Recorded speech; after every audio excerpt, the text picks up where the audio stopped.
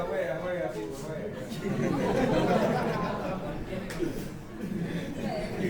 Qué maldad.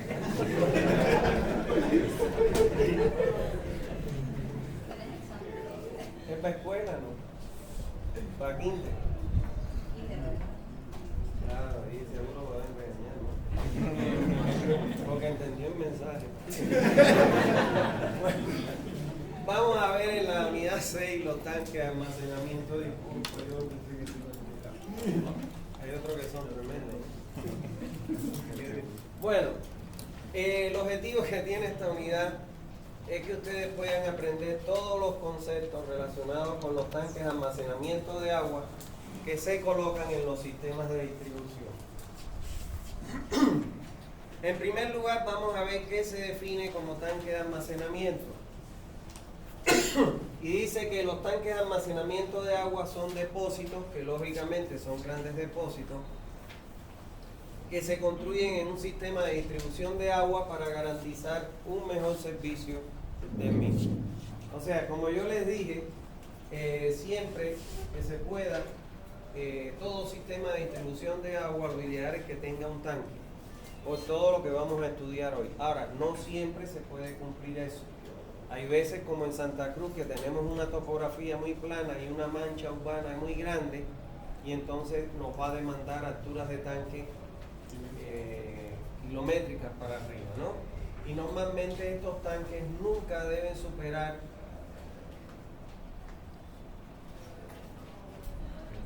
Tienes que llegar temprano, cierra la puerta para que ya no entre nadie.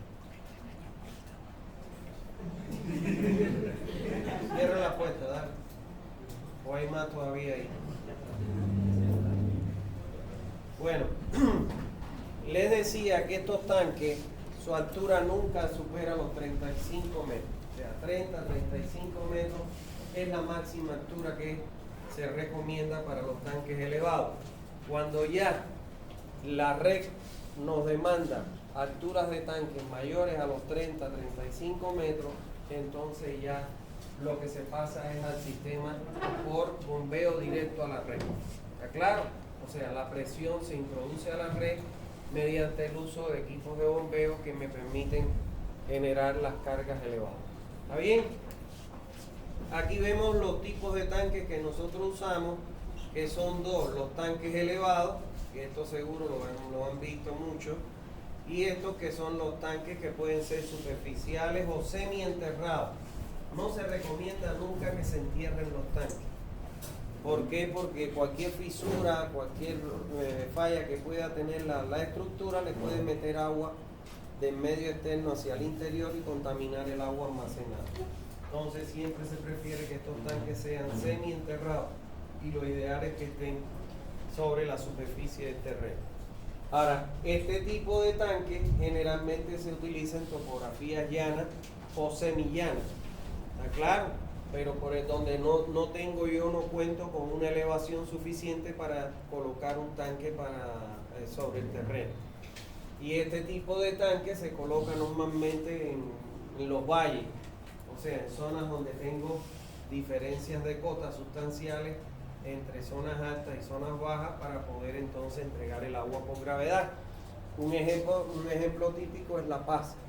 La Paz se alimenta de los embalses y los tanques que se encuentran fundamentalmente en el agua. Y entonces, como tengo ahí 400 metros de diferencia de cota, pues lógicamente me permite la entrega por gravedad. ¿Está bien? ¿Cuáles son las funciones que tienen los tanques de almacenamiento? Bueno, pues son tres funciones fundamentales. La primera es almacenar una determinada cantidad de agua durante las horas de baja demanda para poder contar con un volumen determinado para satisfacer las horas de los consumos durante las horas de alta demanda. O sea, generalmente en la noche, entre la mañana y el mediodía, y entre el mediodía y la tarde-noche, ahí se producen las horas no pico, que es donde se llena el tanque. ¿Para qué? Para que cuando llegue el horario pico nosotros podamos el excedente de consumo que pueda tener la población suplirlo con el volumen de agua que tenemos en los depósitos de almacenamiento. O sea, esa es una ventaja que tiene. La otra ventaja que tiene es mantener almacenada cierta cantidad de agua para situaciones de emergencia. Imagínense ustedes que en horario pico se presente un incendio, entonces como nosotros diseñamos la red para entregar el caudal pico, pues entonces el excedente que se va a producir por el incendio, pues lógicamente lo podemos sacar del depósito de almacenamiento que nosotros tenemos en la red. Por eso es que es muy importante la posibilidad de un tanque en un sistema de distribución. Y por otro, para mantener las presiones adecuadas. Cuando yo me fijo la altura del tanque, la altura que voy a colocar el tanque, ya con esa altura yo estoy garantizando que todos los puntos de la red van a cumplir con las presiones que me establece la norma. Porque justamente para poder yo definir esa altura, no solo tengo que conocer las pérdidas de carga que tengo en mi sistema o la diferencia de cota topográfica, sino también la presión mínima que debo garantizar, sobre todo en el nodo crítico, que ya vamos a hablar de ello, que es en el nodo en que se registra la menor presión de la red. Entonces, cuando yo coloco un tanque, siempre voy a tener garantizado en un proyecto para el área de cobertura las presiones que recomienda la norma. ¿Está bien? Bueno, vamos a hablar ahora cómo se determina la capacidad o el volumen que debe tener ese tanque de almacenamiento. La capacidad de un tanque de almacenamiento será el mayor valor o el mayor volumen, o el volumen que resulte mayor de estas tres consideraciones. Yo voy a tener que calcular tres volúmenes para definir la capacidad de mi tanque. Un volumen de reserva, un volumen de regulación y un volumen contra incendio. No es que yo voy a adoptar como volumen de mi tanque la suma de los tres. No, voy a adoptar el mayor valor de los tres que me dio. Vamos a suponer, en una red yo calculo mi volumen de regulación y esto me dio 52 metros cúbicos.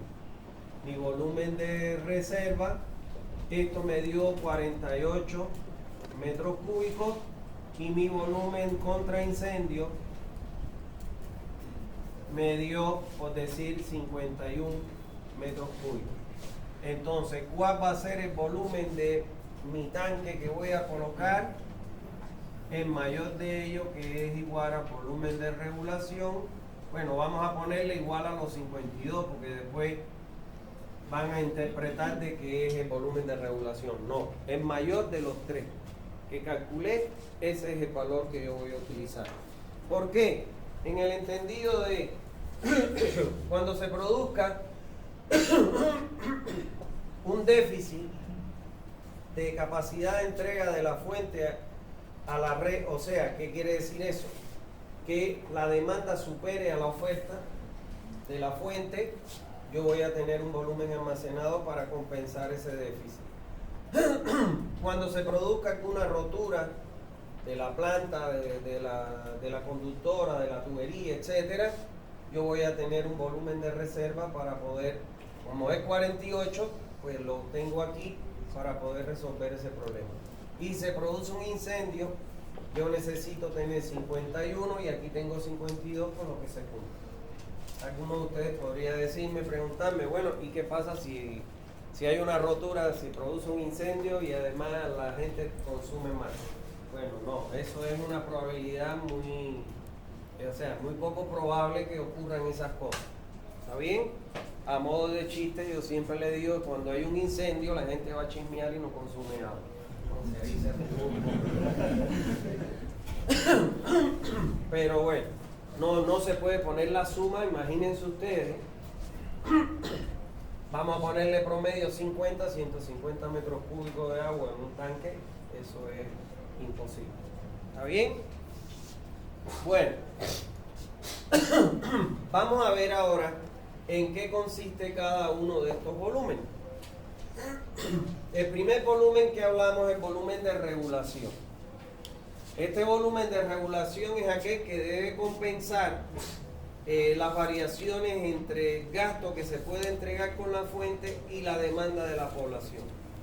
En horarios picos puede llegar a ocurrir que vamos a suponer mi fuente es capaz de entregarme 5 litros y en un horario pico la población me puede mandar 8, por ponerle un ejemplo.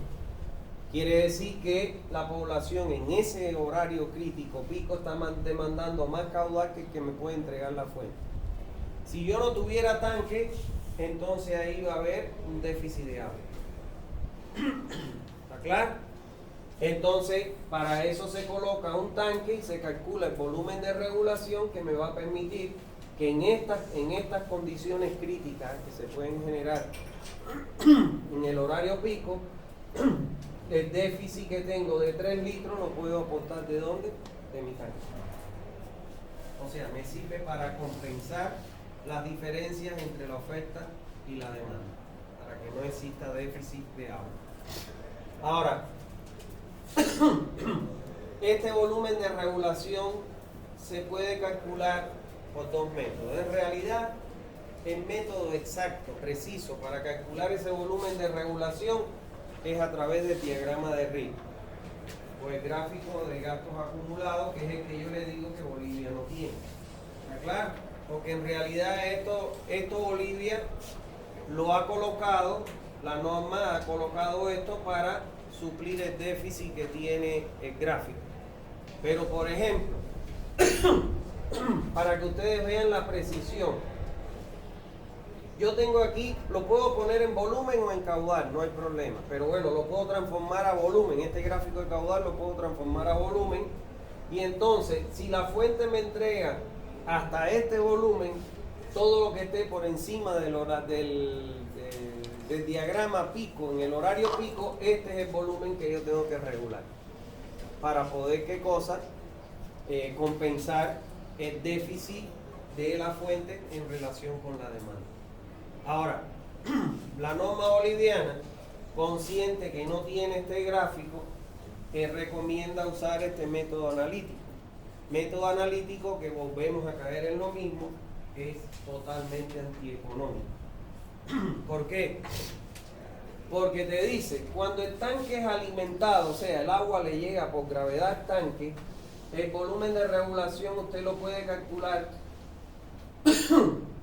entre el 15 y el 30% del caudal máximo multiplicado por el tiempo que se transforma en un día, porque yo estoy regulando el volumen de un día.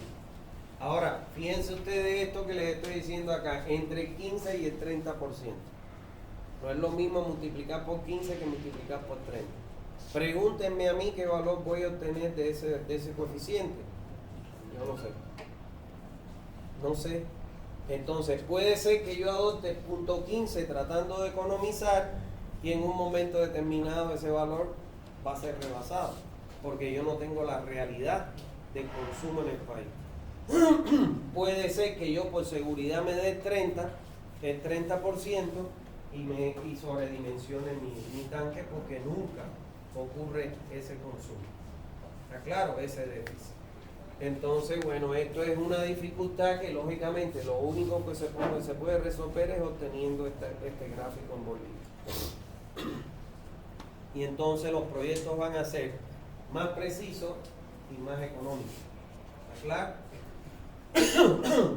Ahora, cuando el tanque, en vez de ser alimentado por gravedad, es alimentado por bombeo, es el caso típico de los que hay acá en Santa Cruz.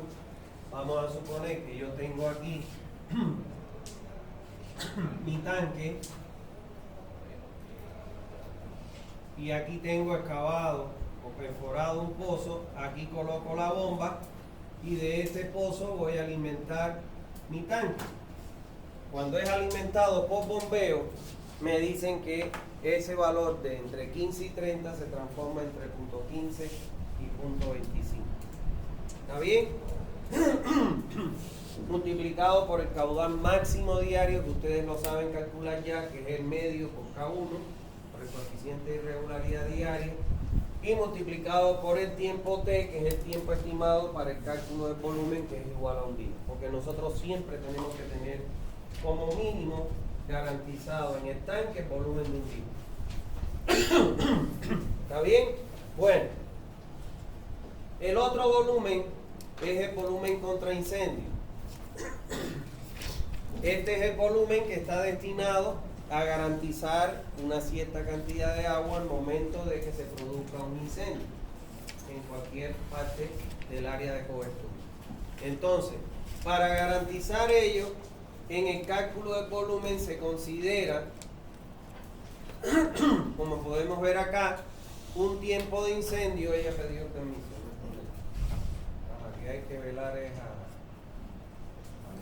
Fabiana. ¿Dónde está Fabiana? ¿Ya se fue?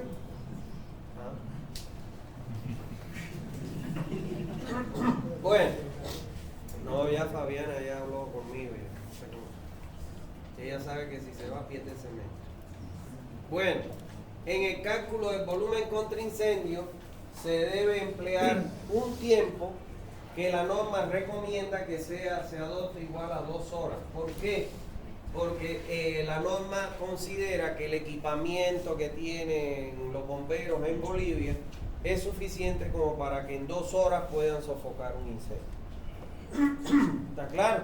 Por eso es que ella recomienda calcular el volumen de incendio multiplicando 3,6 por el caudal de incendio, que ese caudal de incendio ya vimos como lo calculamos, lo estimamos, no se calcula, se estima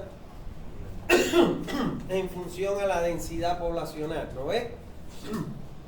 Y multiplicado por ese tiempo, que son las 2 horas que estima Bolivia, que debe sofocar su incendio según el equipamiento que tienen los bomberos. Ojo que todo esto tienen que tener en cuenta las unidades, porque este 3,6 que está aquí es para transformar las unidades. ¿Está bien? Eso es importante, manejar siempre las unidades que te recomienda la forma. El volumen de reserva, que es el tercero, ese volumen de reserva es un volumen que yo debo tener almacenado en el tanque para que en caso de que se produzca alguna rotura en la planta, algún equipamiento de bombeo, si es que tengo la entrega por bombeo, o alguna rotura que se produzca en el sistema de distribución, bueno, contar con un volumen para que para no parar el servicio y evidentemente dar un margen de tiempo para que se repare esa rotura, se reponga la bomba o el daño que esté afectando la entrega de agua. La norma boliviana dice que este volumen de reserva va a ser igual al caudal máximo diario por un tiempo que considera se estime 4 horas. ¿Por qué? Porque en 4 horas se supone que vaya el personal calificado para hacer la reparación de la tubería, la sustitución de la bomba, etc. Por eso es que es importante que siempre las cooperativas tengan en almacén un stock de piezas de repuesto para poder, en caso de rotura, cumplir con este periodo de tiempo y no cortar el servicio. ¿Está bien? Bueno, vamos a hablar ahora de las cotas o niveles de instalación. O sea, ¿a qué cotas o a qué niveles se instalan los tanques? ¿Está claro? Dice, la ubicación y la altura de los tanques de almacenamiento deben ser fijados de manera tal que se garantice que la presión dinámica mínima, o sea, la presión dinámica mínima que yo tengo que garantizar en la red, esa presión vamos a ver que la norma me la fija dependiendo del tamaño de la población. Por ejemplo, para Santa Cruz, esa presión debe ser 13 metros de columna de agua, esa es la mínima. Garantice la presión mínima en la red de distribución que cumpla con el límite aceptable de servicio según la norma. O sea, de acuerdo a la magnitud de la población que nosotros le vamos a diseñar nuestro sistema de distribución. Cuando la zona de emplazamiento del tanque de almacenamiento no garantice la cota suficiente que permita el cumplimiento de la presión mínima necesaria para el funcionamiento de la red establecida por la norma, la distribución debe ser realizada por bombeo directo. supongamos que yo necesito, para que tengan idea, los equipos de bombeo que están colocados en Santa Cruz, en las estaciones de bombeo, en Guarne, donde está la planta, que yo les construí a ellos, la bomba tiene que tener como requerimiento que tiene que dar 80 metros columna de agua. O sea, tiene que tener una carga de 80 metros de columna de agua para poder entregar las presiones. Entonces, ¿qué significa eso? Que yo tendría que poner, en vez de colocar una bomba, un tanque ahí, lo tendría que elevar a una altura de 80 metros. Y eso no se justifica ni estructural, ni económicamente, ni tampoco para los fines de mantenimiento y operación. Porque usted se sube a un tanque de 30 metros, una vez me subí en el tanque Cospairese a 30 metros, y usted siente que el tanque se mueve así. No todos los trabajadores te construyen eso y se suben allá arriba a armar un tanque, porque da miedo, porque el tanque, o sea, la estructura se mueve.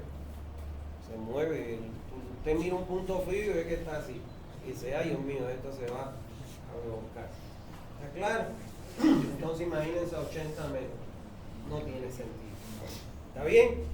Bueno, eso es, cuando yo no garantice con mi altura de tanque la presión mínima requerida en el área de cobertura donde estoy proyectando, entonces tendré que cambiar de un tanque de almacenamiento en la distribución por gravedad de un tanque a la distribución por bombeo directo. Y ustedes podrán preguntarme, ¿y este caso? ¿Por qué? Bueno, estoy sacando el agua del acuífero, ¿no? Del nivel freático. Y ustedes podrían preguntarme, ¿y esto se justifica? ¿No es mejor colocar una bomba y ponerla a bombear? No. Se justifica mucho. Porque cuando usted pone bombeo directo, se olvida del tanque y bombea directo a la red, lo voy a poner aquí en línea de continua, y usted bombea directo a la red,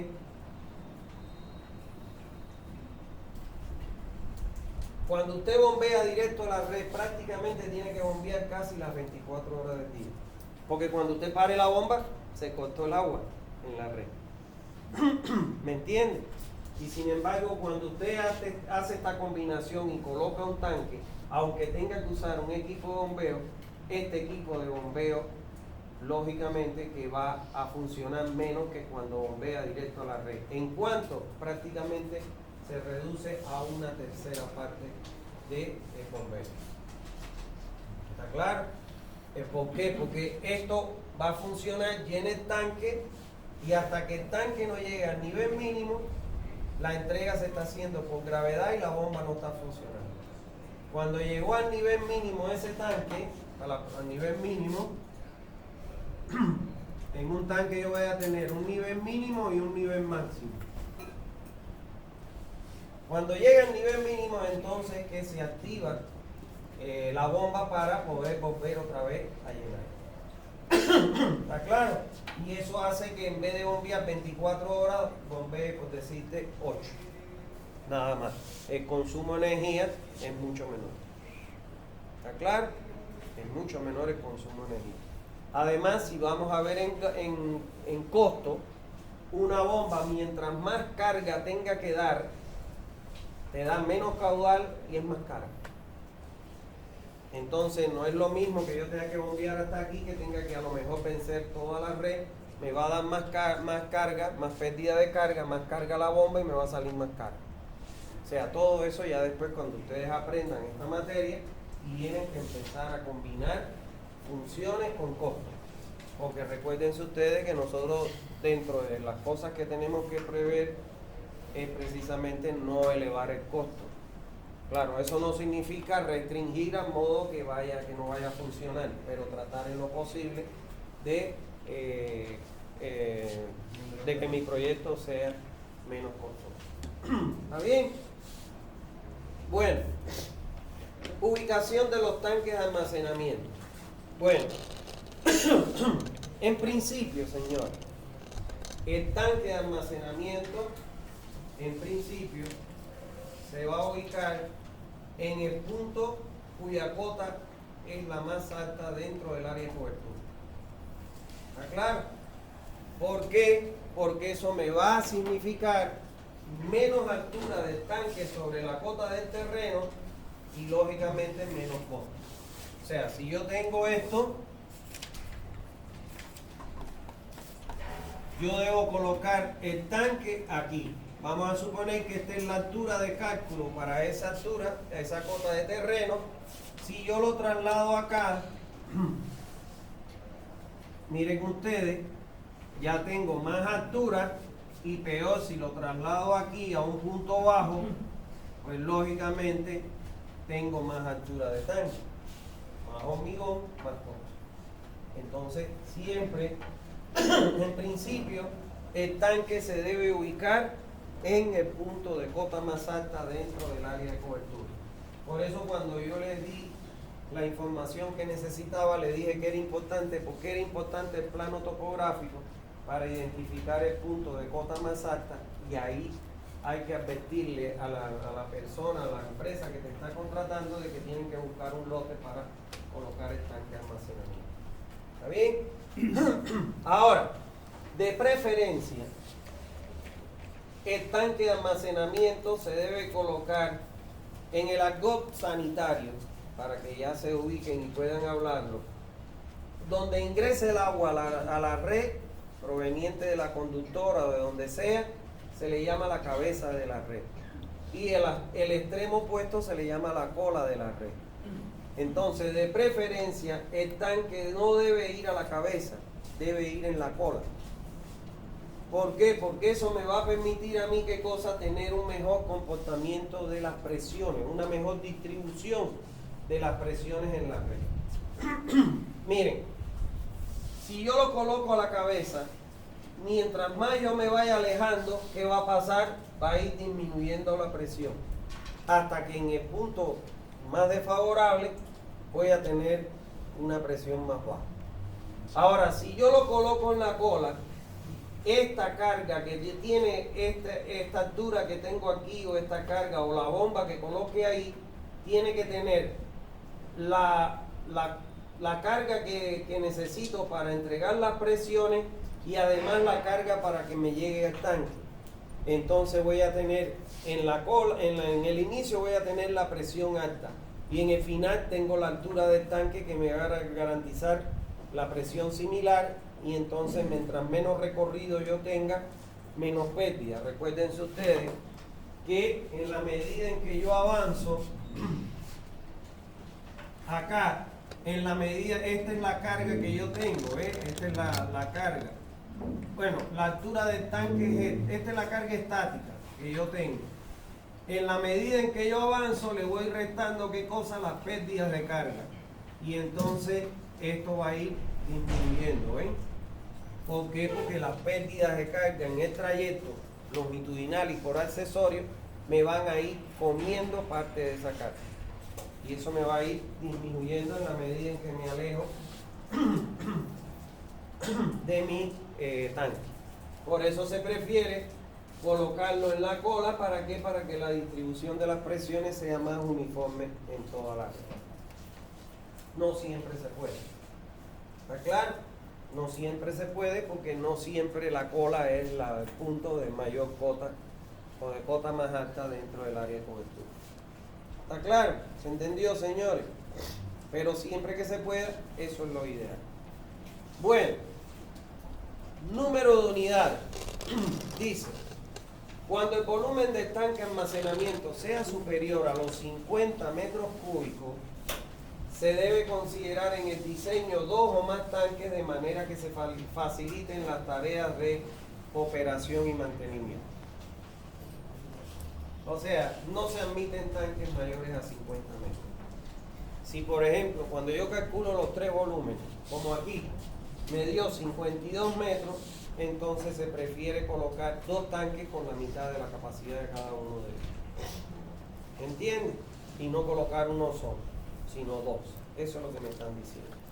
Cuando el volumen supere los 50 metros, se prefiere construir dos tanques con la mitad de la capacidad que necesito para entregar a la red. ¿No hay duda? Bien. Tipos de tanques de almacenamiento. ¿Cuáles son los tipos de tanques que nosotros vamos a tener que implementar en nuestro sistema de distribución? En primer lugar, los tanques superficiales, que se recomienda se coloquen apoyados sobre el terreno o máximo semienterrados, y que nunca ese semienterrado supere 1/3 de la altura del tanque. Porque mientras más enterrado yo tengo el tanque, corro el riesgo de que cualquier fisura, cualquier falla estructural me pueda contaminar el agua en su interior. Cuando ustedes vean o alguna vez hagan una planta, o vean o visiten una planta, se van a dar cuenta que los dispositivos todos están sobre la superficie del terreno, para evitar que se pueda contaminar por el medio, el agua que viene ingresa del medio del terreno. ¿Está bien? Pasa lo mismo acá. Este tipo de tanque superficial solo se recomienda usarlo en aquellos lugares donde la cota, en que el punto donde yo lo voy a colocar, es suficiente como para garantizarme, ¿qué cosa? Las presiones mínimas que me recomienda la norma en la red. Les decía, por ejemplo, La Paz, las fuentes y los almacenamientos están en el alto, porque están a 4.000 metros, sin embargo La Paz está a 3.600, tengo entonces una diferencia de cota de 400 para poder entregar un máximo de 100 en la red. Ahí al contrario, hay que colocar estaciones reductoras de presión. Una pregunta, ¿un tanque en La Paz no se puede congelar el agua? No, ¿No llega a pasar eso? no es fácil, difícil. Una tubería sí, pero un tanque no. Mucho volumen. No sucede. Bueno, y el otro tipo de tanque que nosotros construimos son los tanques elevados, que son aquellos que colocamos en terrenos llanos, donde lógicamente tenemos que elevar la estructura para poder garantizar esa carga que me dé la presión mínima en la red. ¿Está bien? Déjense de jugar los botas, no me enojen. Bueno, vamos a ver algunas recomendaciones sobre los tanques superficiales. Dice, en primer lugar, en tanques unitarios, ¿qué significa eso? Cuando la capacidad es menor a 50 metros cúbicos, nosotros colocamos un solo tanque en la red. A eso se refiere tanques unitarios. Se recomienda colocar un bypass. ¿Saben lo que es el bypass? ¿No? Bueno, la forma más simple de explicársela, el bypass, es raro que hayan dado de las hidráulicas y no le hablen de bypass. Muy raro. Pero bueno, todo puede ocurrir. Supongamos, ustedes lo van a entender rapidito, porque eso sí le entienden mucho los que vivimos acá. Esta es una calle, este es un manzano, otro manzano. Supongamos que aquí están los bloqueadores. ¿No ves? Entonces, nosotros queremos seguir camino, pero cuando venimos acá nos encontramos con los bloqueadores. Entonces, ¿qué es lo que hacemos? Nos desviamos por acá, nos desviamos por acá. ¿Y qué es lo que hacemos acá? ¿Qué cosa es esto que está aquí? El bypass. Bypaseamos los bloqueadores. ¿Lo ven? Que claro, los bloqueadores acá son inteligentes, pues se ponen en lugares donde es difícil poderlos bypasear. ¿No ven? Eso es un bypass. Entonces, todo tanque unitario tiene que tener un bypass. ¿Por qué? Esta que está aquí es lo que le llamamos la tubería de bypass. Es una tubería que me conecta la entrada del tanque con la salida. ¿Está claro? Me la conecta la entrada con la salida de manera, y le pongo una válvula. De manera que cuando yo quiero que funcione el tanque bien, normal, como debe funcionar, cierro esta válvula, abro la entrada de la tubería de entrada y abro la válvula de la tubería de salida. Y entonces el agua viene, ingresa por el tanque y sale y cumple su función. Ahora supongamos que tengo que limpiar el tanque, darle mantenimiento, hacerle alguna reparación. Entonces, ¿qué es lo que hago? Cierro la entrada, cierro la salida, abro la tubería y bypasseo el tanque. O sea, entrego agua directo a la red. ¿Está claro? Entonces es la función que tiene la tubería de bypass. Por eso es que dice que en los tanques unitarios se debe colocar una tubería de bypass. ¿Está claro? Para que al momento de la limpieza, mantenimiento, reparación, yo aíslo el tanque para poder trabajarlo, pero el agua que siga su curso por esa tubería de bypass que me une la tubería de entrada con la tubería de salida. ¿Está bien? No hay duda. Segundo, la tubería de rebose descargará la tubería de limpieza aguas abajo de la válvula de regulación, la misma que conducirá el agua a una descarga lejos del tanque para no comprometer la estructura. A ver, todo tanque, porque muchas veces pensamos que un tanque solo es una estructura de hormigón armado. No, tiene que tener diferentes accesorios. ¿Por qué? Porque si no los tiene, el tanque no va a funcionar nunca. Entonces, supongamos que yo tengo aquí mi tanque.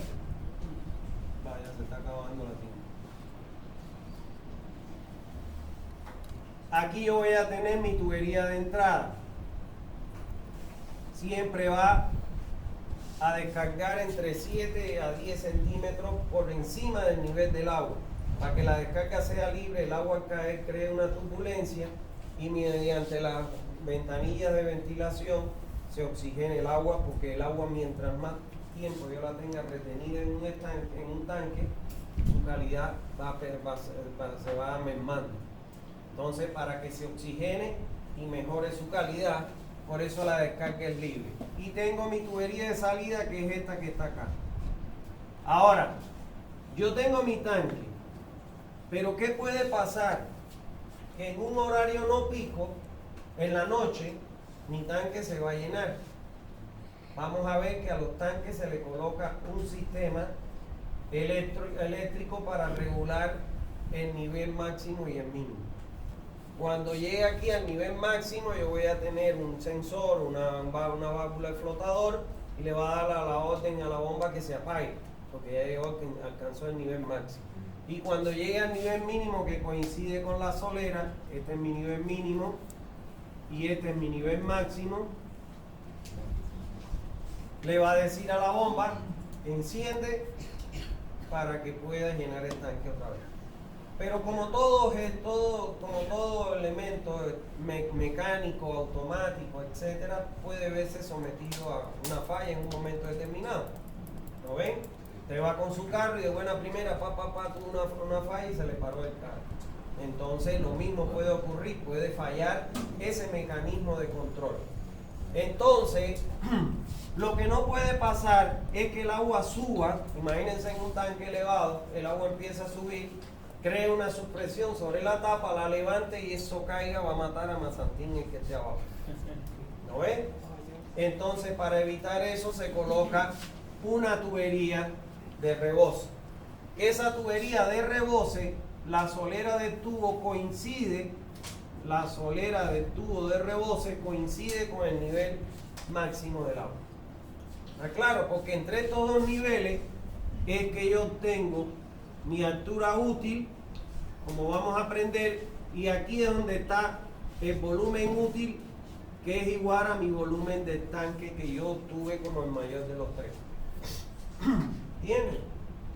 Entonces, me están diciendo ahí que esa tubería de rebose, mírenla acá, la voy a conectar aguas abajo de la tubería de limpieza. En el fondo del tanque siempre tengo que tener un tubo de limpieza, para cuando yo limpie todo el tanque, toda esa suciedad se vaya por la tubería de limpieza y no por la tubería de salida del tanque a la red, porque si no mando toda la cochinera a la red. Entonces tengo que tener una tubería de limpieza. Y esa tubo de rebose se conecta aguas abajo de la válvula de la tubería de limpieza. Aquí, mírenla aquí. Aguas abajo de la válvula de la tubería de limpieza. De manera tal que esta tubería va a ir a descargar el agua. Nunca se descarga la red de alcantarillado, sino se descarga muchas veces a la cuneta de las calles para que se vaya por el drenaje pluvial. Porque aún cuando el agua esté turbia, etcétera, de la suciedad que saca, no es un agua residual. O si no, esa tubería de rebose que se conecta a la de limpieza, aguas abajo, yo la debo descargar. En muchos lugares se infiltra en el terreno. Yo la infiltro, perforo un pozo, le pongo piedra y entonces la infiltro en el terreno al subsuelo. Pero esa descarga la tengo que hacer lejos de la estructura del tanque, porque si me humedece el terreno bajo el tanque se puede asentar y crearme un asentamiento diferencial y fallarme la estructura.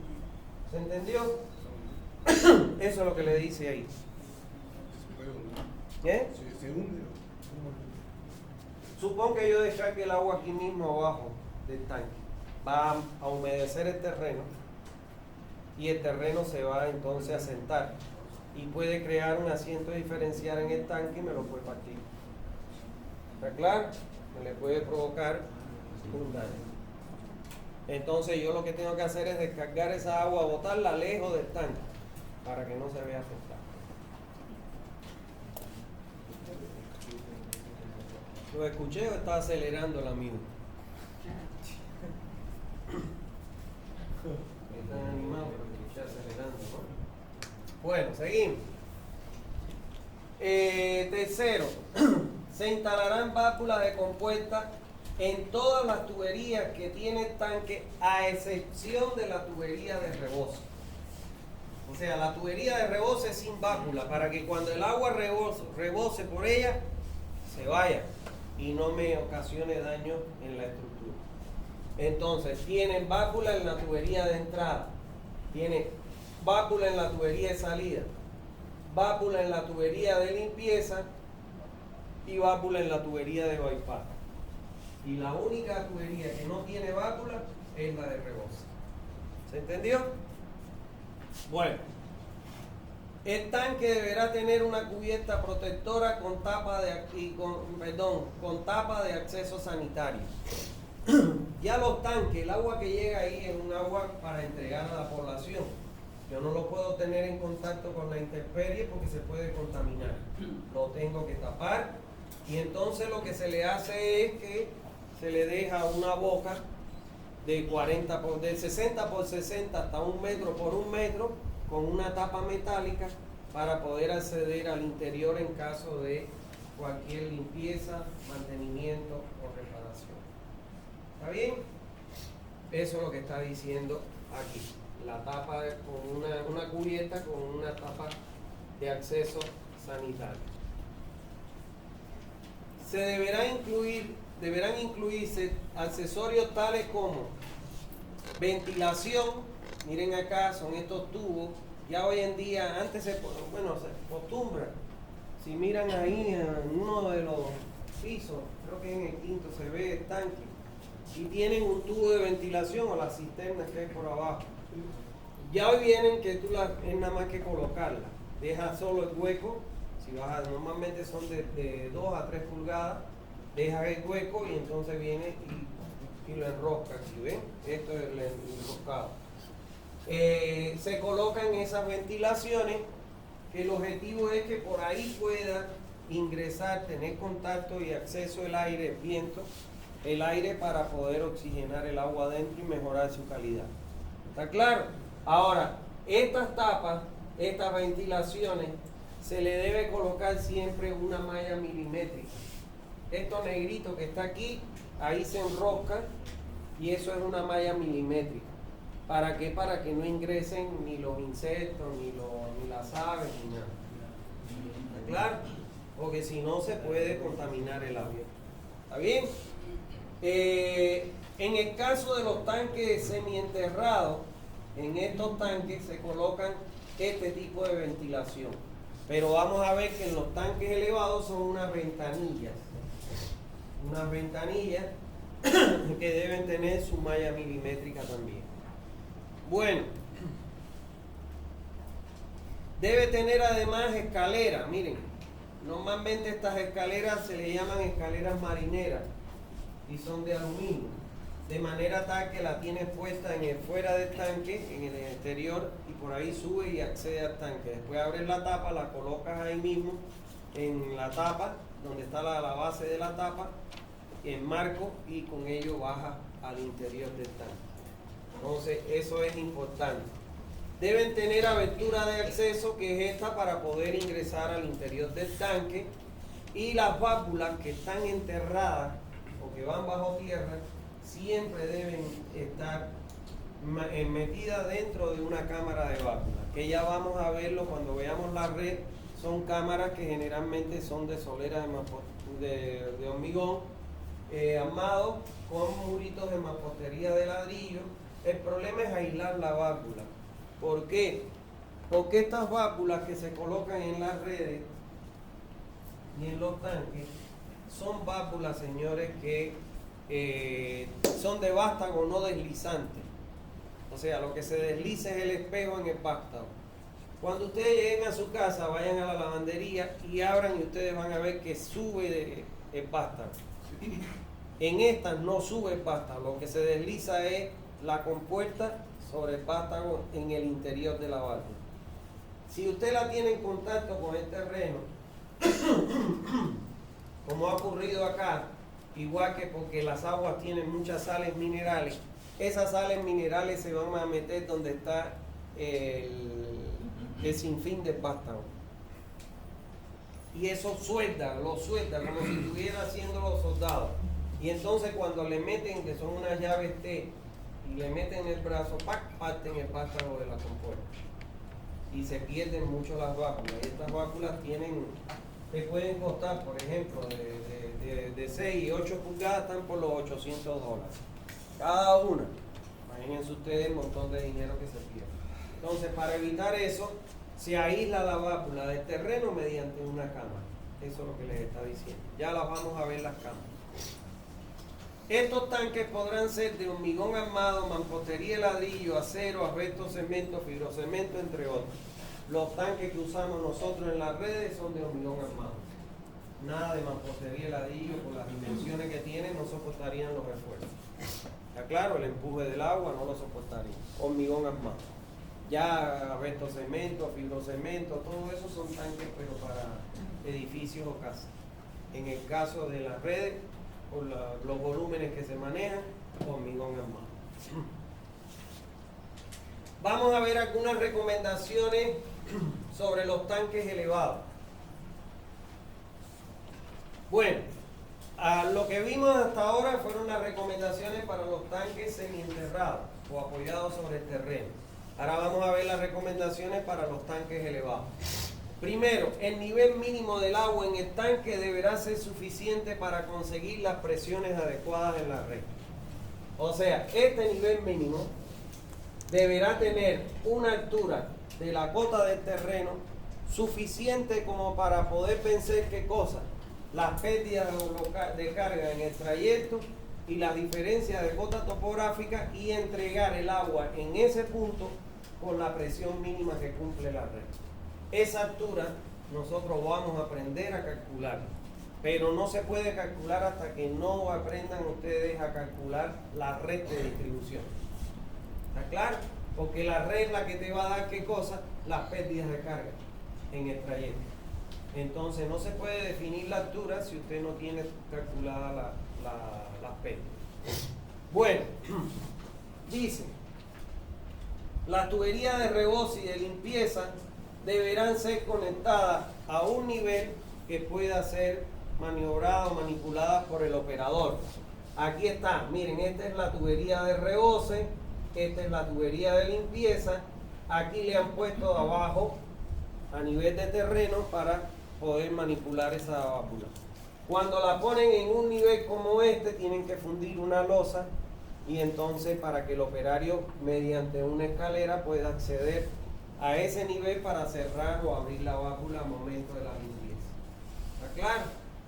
Bueno, se instalarán válvulas de compuesta en todas las tuberías a excepción de la tubería de rebozo. Miren ustedes acá, tubería de entrada, tubería de salida, tubería de limpieza y tubería de bypass. ¿Está claro? En todas se colocan válvulas a excepción de la de reboce porque tiene que ser con descarga libre. ¿Está bien? Deben ser construidos con una cubierta protectora y una abertura de acceso. Aquí está, ¿ve? Siempre tiene que haber un orificio con una tapa para poder acceder al interior del tanque. ¿Está bien? Deberán incluirse accesorios tales como ventilación. Estas son las ventanillas de ventilación, ¿ves?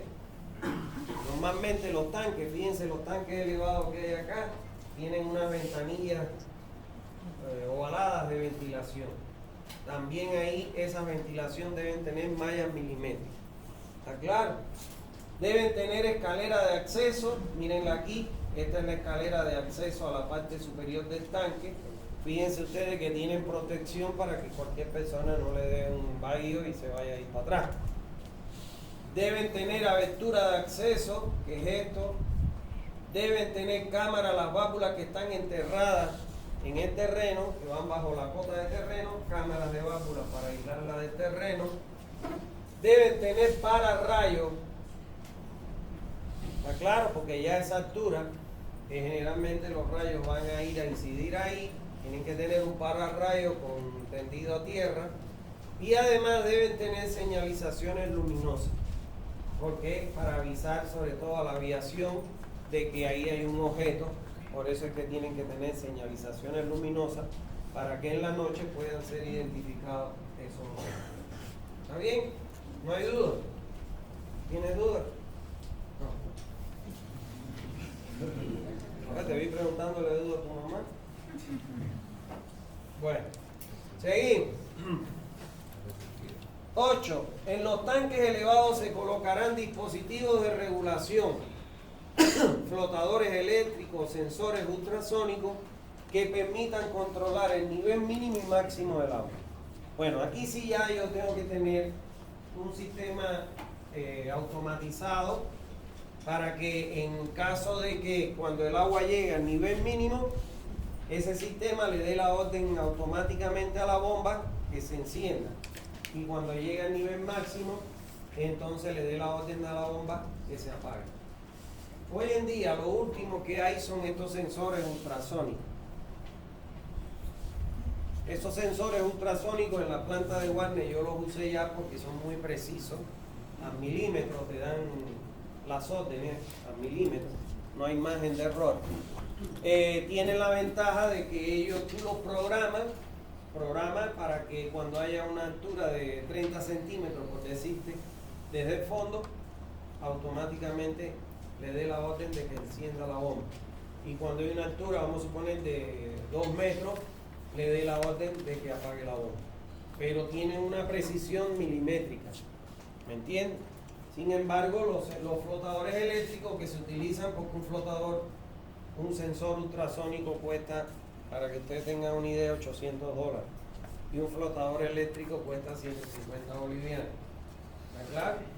Entonces, yo le metí fuerza a la gente de Warner para poner el sensor ultrasónico, porque ahí sí es importante, porque si no se iba a rebasar la planta. Y ellos hicieron el esfuerzo y lo compraron. Pero se podía haber hecho con flotador también, pero con menos precisión. El flotador es este, miren. Este es el flotador. Tiene su cable y el flotador tiene 2 cuerpos. Uno móvil y uno fijo. ¿Está claro? Tiene 2 cuerpos. Uno móvil y uno fijo. Entonces, este es el móvil, al revés. Este es el fijo y este es el móvil. Cuando el agua sube el nivel, ¿qué es lo que va a pasar acá? Si estaba unido, el móvil y es fijo, cuando llegue el nivel, el móvil se desplaza y te abre circuito y te corta la energía eléctrica y te apaga la bomba. Ahora, cuando viene para acá abajo, ¿qué es lo que hace? Que es el nivel mínimo, tienes el fijo aquí y entonces el móvil viene y se desplaza y cierra el circuito y arranca la bomba. Así es como funcionan estos flotadores. Claro, la precisión no es lo mismo que a que te diga, pues tiene un margen de error en cuanto al nivel que tú quieres, es bastante apreciado. ¿Está bien? Pero hoy en día están los sensores ultrasónicos que ahora cuestan $800, pero era como los arrancadores que tenían las bombas, que antes costaban $800, $1,200 y ahora encuentran 200, 100 y pico de dólares. ¿Por qué? Porque empezaron a aparecer los chinos haciéndolo y se acabó el mundo, ¿no? Y entonces ya los encuentran más baratos. ¿Está claro? Entonces eso es esto no tarda en que se abarate. En cuanto los chinos lo copien, se acabó toda la historia. Bueno, aquí vemos unas imágenes de tanques superficiales. Este es superficial y miren, este es otro tanque superficial. Son imágenes de tanques. Y aquí vemos imágenes de tanques elevados. A ver, yo les pregunto, esta tubería que está aquí, ¿cuál es? Esta que está aquí. No, esa es la de agua, distribución de agua. La de rebose es esta que está más abajo. Esta es la de limpieza, miren. Esta es la tubería de limpieza. ¿La ven aquí? Esa es la tubería de limpieza. Y la de rebose está conectada a la de limpieza. Y aquí fíjense ustedes que esto es fundido de hormigón. Aquí debe estar la válvula de la tubería de limpieza. ¿Ven? Entonces, esta es la de entrada. Esta es la de salida, es esta. Miren, esta es la de salida. Está en la cota más baja, ¿ven? La de limpieza está... La de limpieza es esta que está en el fondo, colocada en el fondo. Y la de rebose viene conectada a la de limpieza. Por eso es que esta no es la de limpieza, porque no está conectada. No es la de rebose porque no está conectada a la de limpieza a ella. O ella no se conecta a la de limpieza. ¿Está bien? Eso es. Y bueno, miren el tipo de escalera, que es para que el operario no le vaya, cuando le dé cualquier cosa, un desmayo o algo, bueno, no se vaya a pasar. ¿Está bien? Eso es. Bueno, no, dejémoslo ahí. Dejémoslo ahí en tiempo vacío.